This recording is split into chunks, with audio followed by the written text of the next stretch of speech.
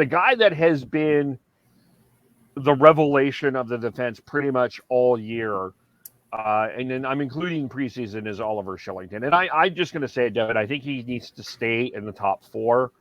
I was annoyed that he only played 3 minutes and 27 seconds against the Oilers, especially a team that skates as well as the Oilers.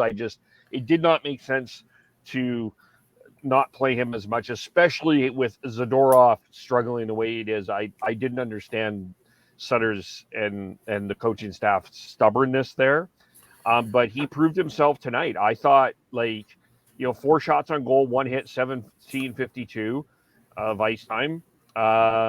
Didn't get any points, but I just felt Tanev looked a lot more comfortable out there than he did with Zadorov.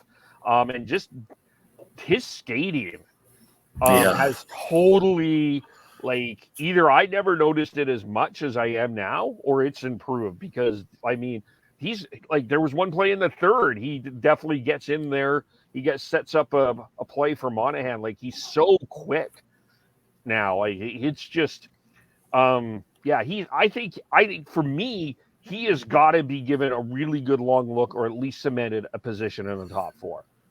After this game, you have to.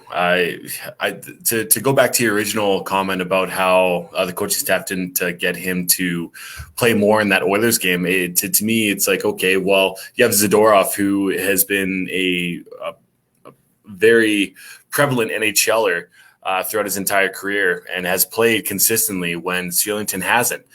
These first few games, it's more so, and I feel like with Sutter, he wants to see what the veterans can bring.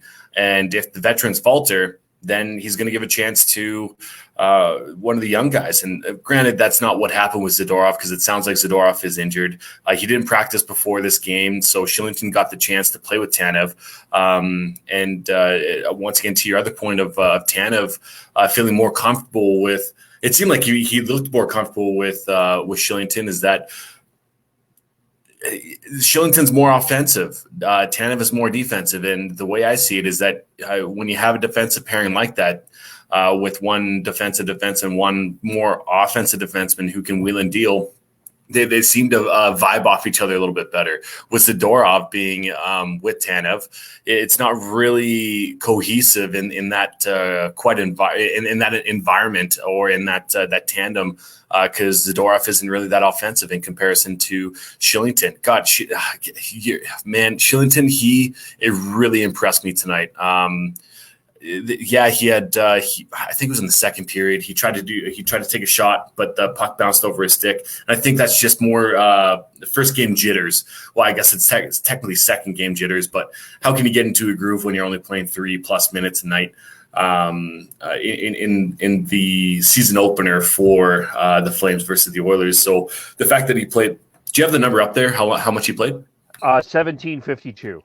That's a good amount of time to get in a groove to really start feeling out the NHL. Because realistically, how much he hasn't played that much. He really hasn't. He hasn't had a chance to really get his footing and really solidify why he isn't a potential NHLer. And right now he looks like an NHLer. There was one move that he rushed up the ice, cut across right after the blue line in the offensive zone, came in and had a hell of a shot going far side. It was a rocket too, I want to say. It was a nice little wrister of a snapshot. And I want to see more of them. I really do. And if they don't give him that option or that shot, a goddamn crying shame.